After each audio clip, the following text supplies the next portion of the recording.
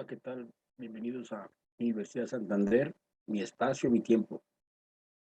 Les doy una bienvenida a los alumnos de la asignatura de microeconomía, donde veremos la teoría de la producción y teoría de los mercados. Yo soy su asesor Ernesto González Aldana, quien nos estará acompañando durante esta materia. Bien, pues primero comencemos con qué es la economía. Nace cuando las necesidades del hombre son mayores que los bienes que existen. Esto es, cuando existe escasez. Por eso se le llama la ciencia de la escasez. Es una ciencia social que estudia el comportamiento y las elecciones de los individuos entre bienes alternativos en un contexto de escasez de recursos. ¿Sí? Lo que hace la economía, más que nada, es mediar todo este tipo de escasez, ¿no? El estudio de la economía se divide en dos grandes ramas. Una es la microeconomía, que se considera que surgió con el famoso libro de Adam Smith, El estudio sobre la naturaleza, causas de la riqueza de las naciones, publicado en 1776. Sin embargo, el mayor contribuyente del análisis microeconómico ha sido Alfred Marshall. La microeconomía estudia el comportamiento y las relaciones de los agentes económicos individuales, es decir, individuos, familias, empresas y mercados donde operan. Y la otra rama sería la macroeconomía, que surge en 1936 a partir del libro de John Maynard Keynes, Teoría General sobre la Ocupación, el Interés y el Dinero. Y es el estudio de los agregados económicos en donde se resume la actividad de una economía nacional, como el empleo, la inflación, el Producto Interno Bruto, etcétera. Producción de bienes y servicios. Al ser las necesidades del hombre siempre crecientes, se requiere la producción constante de bienes y servicios. ¿Qué son los bienes? Bueno, pues son todos los objetos, elementos, materiales o cosas que sirven para satisfacer alguna necesidad humana, como por ejemplo coches, casas, alimentos, etcétera. ¿Y qué son los servicios? Son bienes intangibles, generalmente consumidos en el lugar de la producción, no son transferibles. Ejemplo, servicio médico, corte de cabello, asesoría financiera, servicio de profesionales, etcétera. La producción es el proceso mediante el cual se transforman materias primas en un bien o un servicio con un valor agregado mayor. La producción tanto de bienes como de servicios tiene un costo de producción y estos deben ser vendidos a un precio mayor que el de su costo para que las personas que estuvieron involucradas en el proceso productivo obtengan un beneficio, que es la utilidad que se obtiene de la venta de un producto. ¿Sí? O sea que, por ejemplo, si nosotros invertimos en madera 3,000 pesos, pero ya hicimos una mesa, pues esa mesa debe de costar un poquito más, 3,500, porque también ya se le aplicó mano de obra, se le aplicaron también los utensilios para poder realizar la mesa, pegamento, clavos, barniz, etcétera. Por eso debe de costar más, que eso sería la utilidad. Vamos a ver aquí los factores de producción. Son los bienes y servicios que se producen mediante la utilización de los recursos. Los economistas llaman factores de la producción. Estos se agrupan en 4 grandes categorías: tierra, trabajo, capital y tecnología. Tenemos tierra, trabajo, capital y tecnología. ¿Qué es la tierra? Bueno, comprende todos los recursos naturales que pueden ser utilizados en el proceso productivo. Por ejemplo, la tierra cultivable, la tierra para edificación, los recursos minerales, así como fuentes de energía como agua, gas natural, carbón. O sea, todo lo que se produce naturalmente, ¿verdad? Que nos da la tierra. ¿Qué es el trabajo? Pues es el tiempo que las personas dedican a la producción. De esta forma, las horas de trabajo físico de un agricultor, las horas de estudio de un investigador o las horas de clase de un profesor son ejemplos de este factor. ¿Sí? O sea, se nos paga por el tiempo en que trabajamos. El capital, pues comprende los bienes durables que son utilizados para fabricar otros bienes o servicios. Así, por ejemplo, tenemos la maquinaria agrícola, las carreteras, los ordenadores, etcétera. ¿Sí? Es el dinero que nos ayuda para poder hacer todo eso. Y la tecnología se refiere al conjunto de conocimientos y técnicas que, aplicados de forma lógica y ordenada, permiten a las personas solucionar problemas, modificar su entorno y adaptarse al medio ambiente. Sí, recordemos que pues, la mayoría de nuestras empresas en México son micro y medianas y que estas utilizan mucho la mano de obra más que la tecnología. Flujo circular de la economía. Bien, pues aquí tenemos nuestro flujo circular, que tenemos los mercados de producto, empresas, mercados de factores y familias, en donde están intrínsecos bienes y servicios, tierra, capital y trabajo, donde está el dinero, impuestos, subvenciones y subsidios, bienes y servicios públicos, el Estado, salarios, alquileres, intereses, salarios, alquileres, intereses, ¿sí? Que es lo que nos da pues, nuestra economía. Todo este flujo circular es la economía, ¿no? Que tenemos la empresa que es la que produce, vende sus productos en el mercado, las familias van y consumen ese producto, o a los mercados de factores, ¿verdad? Aplicaciones de la economía, bueno, pues la economía tiene muchas aplicaciones, está en el sector público, ya sea para la planeación económica y social de todos los gobiernos estatales y locales. Necesita de la economía para lograr su crecimiento, elaborar una buena política industrial e impositiva y controlar la inflación y propiciar el desarrollo tecnológico. Ese sería el factor público. En las finanzas, los bancos centrales de todos los países necesitan tanto de los economistas como de personas que tengan conocimientos económicos, ya que es de ahí donde se tomarán decisiones para controlar la inflación y tener las tasas de interés estables. En el ámbito internacional, todas las personas que se encuentran en las instituciones internacionales, como el Fondo Monetario Internacional, el Banco Interamericano de Desarrollo, el Banco Mundial, la Organización Mundial de Comercio, la Organización para la Cooperación y el Desarrollo Económico, y muchas otras, deben tener conocimientos de economía, claro. ¿Por qué? Porque recordemos que debemos estar tomando decisiones para ver qué es lo que conviene más. Aquí vamos a ver 10 principios de la economía. Vamos a comenzar con el número 1, que dice que los individuos se enfrentan a disyuntivas. ¿A qué se refiere esto? Bueno, si nosotros vamos a suponer que tenemos 100 pesos y tenemos disyuntivas, decimos, ¿qué quiero comprar con esos 100 pesos? Me compro un refresco, me compro esto, me compro aquello. Entonces ahí es donde tenemos nosotros que elegir qué es lo que nos satisfaga más en ese momento o dar prioridades, ¿no? Lo que necesitemos a largo plazo. Entonces por eso son disyuntivas, o lo ahorro para mejor juntar más y comprarme un producto o un servicio mayor. Luego tenemos la número 2, dice que el costo de una cosa es aquello a lo que se renuncia para conseguirla.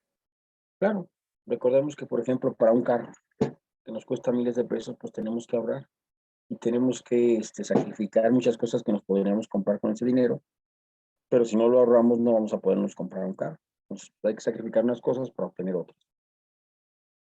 ¿Sí? Número 3, las personas racionales piensan en términos marginales. Sí, o sea que aquí hay que ver más que nada qué es lo que nos conviene comprar, ¿no? No gastarnos el dinero. Número 4, los individuos responden a los incentivos. Aquí se influye mucho, por ejemplo, la mercadotecnia que nos den para ciertos productos, para que nosotros los compremos. Y el individuo en base a eso es como va a comprar. Y hay muchos estudios psicológicos en base a la mercadotecnia y es qué es lo que necesita realmente el individuo. Número 5, el comercio puede mejorar el bienestar de todo el mundo. Claro, esto lo pudimos ver, lo pudimos constatar ahora con la pandemia, que vemos que mientras más compras y ventas hay en la actualidad, pues nuestra economía se supera. Pero en el momento que nosotros dejamos de producir y dejamos de vender, como pasó con la pandemia, que se estuvo en cero, pues entonces no hay tanto, no mejora el mercado, por lo tanto no hay dinero. ¿Sí? Número 6. Los mercados normalmente constituyen un buen mecanismo para organizar la actividad económica. Claro, porque con los mercados pues es donde entra y sale dinero y va en ese flujo, va en constante movimiento para seguir aumentando, ¿no? Número 7. El Estado puede mejorar a veces los resultados del mercado. Sí, sí, porque el gobierno puede dar aquí en cierto modo ciertas reglas, ciertas cuestiones para que mejore nuestro mercado. Por ejemplo, lo que se hace mucho es mantener el proteccionismo, el mantener el mercado nacional y no dejar que entren mercados internacionales a que nos vengan a traer un precio menor, pero con menos calidad del que tenemos. Pues ahí es donde el gobierno puede influir, ¿verdad? El número 8. El nivel de vida de un país depende de su capacidad para producir bienes y servicios. Claro, mientras más productos, más bienes y servicios produzcamos, obviamente vamos a estar más en estabilidad, vamos a estar más en competencia. Número 9. Los precios suben cuando el gobierno imprime demasiado dinero. Recordemos que la casa de cuña es la que se encarga ahora sí de acuñar más monedas. Entonces, cuando ellos acuñan más de lo que se necesita, viene la inflación, que es el aumento del valor del precio de las cosas que estamos viviendo ahorita, porque hay mucho dinero circulante. Entonces, poco a poco se va quitando el circulante y van adquiriendo otra vez el precio que deberían de tener. Y la número 10 y última dice que la sociedad se enfrenta a una disyuntiva a corto plazo entre la inflación y desempleo. Claro, cada rato podemos encontrar que los precios suben y también no hay empleos para todos. Entonces, esos son los problemas que puede tener cualquier país económico. Vamos a entrar ahora a lo que es el pensamiento económico. Y comencemos con el punto número 1, que es el mercantilismo. La doctrina económica conocida como el mercantilismo apareció entre la Edad Media y el periodo del triunfo de laissez-faire, dejar hacer. El mercantilismo data aproximadamente de 1500 a 1776. Sin embargo, estas fechas varían en diferentes países y regiones. Así es, recordemos que aquí va por regiones y por lo tanto unos fueron meses o años antes que otros. Entre los postulados más importantes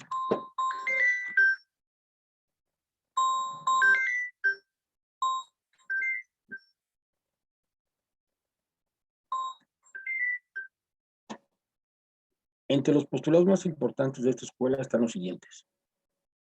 El oro y la plata son la forma más deseable de riqueza. Los mercantilistas tendrían a igualar la riqueza de una nación con la cantidad de lingotes de oro y plata que poseía. Algunos de los primeros mercantilistas creían que esos metales preciosos era el único tipo de riqueza en el que se podía aspirar. Por eso antiguamente todos los países estaban respaldados por el oro, ¿sí? Cosa que ha ido cambiando. Y luego vemos el nacionalismo. Todos los países no exportaban simultáneamente más de lo que importaban. Por consiguiente, el propio país debía promover las exportaciones y acumular riquezas a costa de sus vecinos. Solo una nación poderosa podía conquistar y conservar colonias, dominar las rutas de comercio, ganar guerras en contra de sus rivales y competir con éxito en el comercio internacional. ¿Sí? Solamente los fuertes eran los que podían hacer eso. Así se pensaba antiguamente con el nacionalismo. Vemos también la importación libre de impuestos de materia prima que no se produce domésticamente, que es la protección de bienes fabricados y materia prima que se podían producir domésticamente y restricción a las exportaciones de materias primas. Este énfasis en las exportaciones y la renuncia al importar se ha llamado el temor de los bienes. Colonialismo y monopolio del comercio. Los comerciantes capitalistas favorecían la colonización y querían mantener a las colonias eternamente dependientes de la madre patria y subordinadas a ella. Cualquiera de los beneficios que se extendían hacia las colonias, debido al crecimiento y el poder militar de la madre patria, era un subproducto occidental de la política de explotación. ¿Sí? Recordemos eso de las colonias en nuestro país, cuando vimos españoles a colonizar aquí y todo el dinero se lo llevaban como tributo a España. Vemos también la oposición a peajes, impuestos internos y otras restricciones sobre el movimiento de bienes. Los teóricos y practicantes mercantilistas reconocían que los derechos de transporte y los impuestos podían estrangular a las empresas de negocios e incrementar el precio de las exportaciones de un país. ¿Sí? Un poderoso gobierno central era necesario para promover las metas del mercantilismo. El gobierno les otorgaba privilegios de monopolio a las compañías dedicadas al comercio exterior y restringía el libre ingreso a los negocios en el propio país, con el fin de limitar la competencia, la agricultura, la minería y la industria. Se promovía como subsidio del gobierno y se protegían las importaciones por medio de aranceles, o sea, por medio de impuestos. Importancia de una población grande y que trabaja arduamente. Una considerable población industriosa no solo proporciona una abundancia de soldados y marinos dispuestos a combatir por la gloria y el poder de la nación, sino que también mantendría un número elevado de ofertas de trabajo y salarios por consiguiente bajos. ¿Sí? Aquí es donde se lleva lo de la oferta y la demanda, ¿no? Y vamos a ver ahora lo que son las teorías de los mercados. Pues aquí vemos varios mercados internacionales. Sí, pues vemos los mercados internacionales. Vemos aquí, vamos a hablar de los cuatro grandes, que sería la competencia perfecta, el monopolio, la competencia monopolística y el oligopolio. Son los cuatro modelos básicos de estructura de mercado identificados por la ciencia económica. Para cada uno se dan distintos procesos de información de precios. A continuación, las principales características de cada modelo. Bien, pues aquí vemos el de competencia perfecta. Si ustedes se dan cuenta, son productos similares que los encontramos en cualquier centro comercial, en cualquier tienda departamental. ¿Qué son las características? Homogeneidad del producto, sea iguales, es decir, que el producto ofrecido por cualquier vendedor es igual que ofrecen todos los restantes, lo mismo. Ningún participante en el mercado, ya sea comprador o vendedor, puede influir por sí solo en el precio, dado que cada uno individualmente es tan pequeño con relación al mercado en su conjunto que su accionar no puede afectar a este. Movilidad de los recursos, lo que implica, por ejemplo, que los trabajadores pueden mudarse de una región a otra y las materias primas están accesibles a todos en igualdad de condiciones. Las empresas pueden entrar al mercado o salir de él. Y transparencia de la información de los mercados, tal que los vendedores, las empresas y los propietarios de los recursos tengan un perfecto conocimiento de los datos económicos, tecnológicos relevantes para su actividad. Dado que la exigencia de todos los requisitos resulta difícil de imaginar a un sector de la actividad económica que se desenvuelve en un mercado de competencia perfecta. En competencia perfecta hay un precio normal básico, o de equilibrio, que es el que corresponde a la igualación de la cantidad ofrecida y la demanda. Un precio alto fomentará la producción y desalentará el consumo, mientras que un precio bajo que desalentará la producción y fomentará el consumo. Por lo tanto, debe haber para cada mercancía un precio que haga que el ritmo de producción y el consumo sean iguales. ¿Sí? O sea, que tanto la empresa gane como el consumidor también quede satisfecho. Este precio se denomina precio normal y no tiene que estar necesariamente en ningún intercambio, es decir, que no tiene que coincidir con el precio del mercado. Sin embargo, si el precio del mercado es tal que en igualdad de las restantes condiciones, el ritmo de producción de una mercancía es persistente, inferior al de consumo, entonces el precio de mercado es menor que el normal. A tal precio, la producción se desalienta con exceso, mientras que el consumo se fomenta demasiado, y las existencias de mercancía muestran una persistente tendencia a disminuir.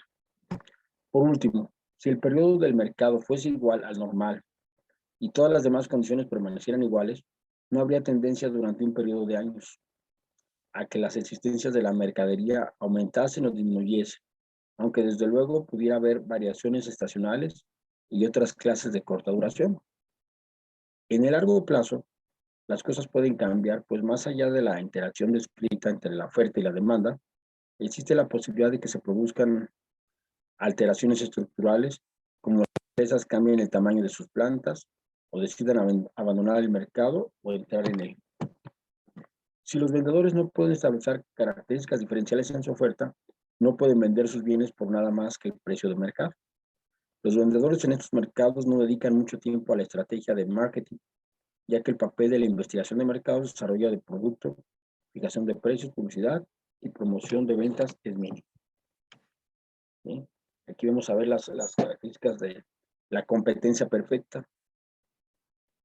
Sin poder de mercado, un gran número de compradores y vendedores relativamente pequeños, productos estandarizados, muy fácil entrar y salir del mercado, la competencia no basada en el precio, es imposible. ¿Sí? Y vemos aquí el monopolio, pues que es un monopolio, recuerden que son las empresas que nada más se dedican a un solo producto o servicio y que no hay competencia. Aquí yo les quise poner la Comisión Federal de Electricidad, que pues todavía en México no tenemos otra empresa que nos dé luz, más que esta, que es de gobierno. Un monopolio. ¿Qué es un monopolio? Pues es un modelo de mercado opuesto a la competencia perfecta, o sea, cuando la empresa sea el único vendedor del mercado por encontrarse en situaciones como las siguientes. Control total de la oferta de un producto, porque no hay otro en el mercado. Posibilidad de producir a un costo muy bajo, el volumen suficiente para abastecer a todo el mercado a un precio rentable e inferior de cualquier competidor. Disposición exclusiva de patentes inherentes al producto. Exclusividad otorgada por el gobierno para elaborar un producto o prestar un servicio o un bien. Ejercicio del monopolio directamente para una empresa del Estado. ¿Sí? Se dan cuenta los monopolios por lo regular del gobierno y ellos son los que los organizan y todo. Aquí vemos una cosa sumamente importante que, por ejemplo, antiguamente pues, la luz, el teléfono también lo teníamos por medio de Telmex, pero ahora ya tenemos una serie de compañías de teléfonos en donde todo esto va cambiando. Entonces, la lógica del funcionamiento económico indica que en estos casos, el oferente monopolista, cuando es una empresa privada, tratará de mantenerse en el nivel de actividad que optimice su relación costo, volumen y utilidades. En cambio, si se trata del Estado, puede perseguir distintos objetivos políticos, sociales y económicos. Obvio, recordemos que una empresa privada, pues lo que busca más que nada es tener ventas, pero para tener ventas, pues él tiene que mantener y conservar una calidad, pues para que el cliente le siga comprando y siga siendo el producto vanguardista y ellos ser líderes. En cambio, en el Estado, ¿no? En el Estado lo que se buscan son objetivos políticos, sociales y económicos, supuestamente pues para que ayuden al ciudadano a que tenga los servicios. Las principales características de los 4 tipos basados de mercado son monopolio, poder de mercado absoluto sujeto a regulación gubernamental. Una empresa, la empresa es la industria, producto único o sin sustitutos cercanos, difícil entrada y salida del mercado, legalmente imposible. Y la competencia no basada en el precio es innecesaria. Y aquí vemos la competencia monopolística, pues vemos una serie de marcas que conocemos, que están ahí en el mercado, que son competencia y que cada una pues se puede trabajar a lo mismo, pero ya la persona decidirá, el cliente decidirá cuál es el que le gusta más, porque todos ofertan lo mismo, ¿no? La competencia monopolística es un modelo intermedio entre la competencia perfecta y el monopolio. Es el caso de la mayoría de las empresas que enfrentan a competidores que comercializan sustitutos similares a sus productos, pero diferenciales, debido a lo cual no existe homogeneidad entre los productos de los distintos oferentes. Cada empresa tiene un monopolio sobre la venta de un solo producto, pero las diversas marcas son sustitutos cercanos. Este modelo tiene características concurrentes. Productos diferenciados que compiten en el mercado, constituyéndose sustitutos similares entre sí. Gran número de oferentes sin que ninguno sea tan importante como para que sus acciones produzcan reacciones contrapuestas a sus rivales. Reacción de la demanda frente a modificaciones del precio y estructura del costo idénticas para todas las empresas oferentes. Perdón. Las principales características son de la competencia monopolística, es poder de mercado con base en la diferenciación de productos. Gran número de empresas relativamente pequeñas que actúan de forma independiente. Producto diferenciado. Entrada y salida de mercado relativamente fácil. La competencia no basada en el precio es muy importante. O sea que aquí cualquier empresa pequeña puede entrar y en un momento dado que no le funcionó, pues puede salir. Es una ventaja que se tiene aquí, ¿no? En este sistema. Y aquí vemos el oligopolio. Es cuando 2 empresas son fuertes en un mismo sector. Por ejemplo, aquí les quise poner Cinépolis, la capital de cine, y Cinemex, la magia del cine, ¿no? Son 2 empresas de cine fuertes en nuestro país, pero también podríamos tener, por ejemplo, en nuestro país 2 empresas fuertes que serían Coca-Cola y Pepsi, o para los artistas, Televisa y Azteca, ¿sí? O sea, son oligopolios que nada más ellos están en el sector. ¿Cómo es el modelo del oligopolio? Pues es un mercado en el que actúa un reducido número de oferentes que tienen una gran dependencia entre sí. El motivo de que sean pocos radica en las barreras de entrada, o sea, fuerte inversión, patentes, etc. Sus decisiones de precios pueden ser tomadas independientemente o realizando acuerdos entre ellos. En la realidad existe una gran tendencia a promover acuerdos dando lugar a los llamados clubes de tal o cual ramo con vistas a obtener mayores utilidades, a asegurar la posición de cada uno, disminuir la incertidumbre, a controlar la entrada de nuevos oferentes al mercado. Estos acuerdos tienen dos características que es menester resaltar. Generan una fuerte tendencia a no respetarlos a la traición cuando así conviene a uno o a otro participante.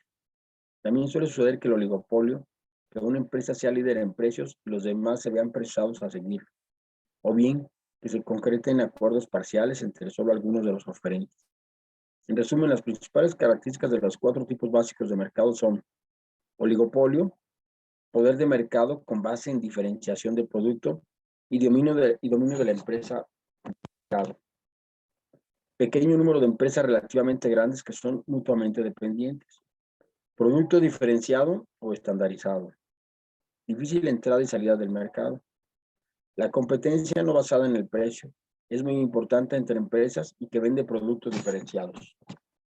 Sí, bueno, pues aquí ya vemos los 4, aquí les quiero recordar, pues, los cuatro modelos de mercado importantes, ¿sí? En donde cada uno pues tiene sus características y eso los encontramos en nuestro país y en cualquier país capitalista que vayamos.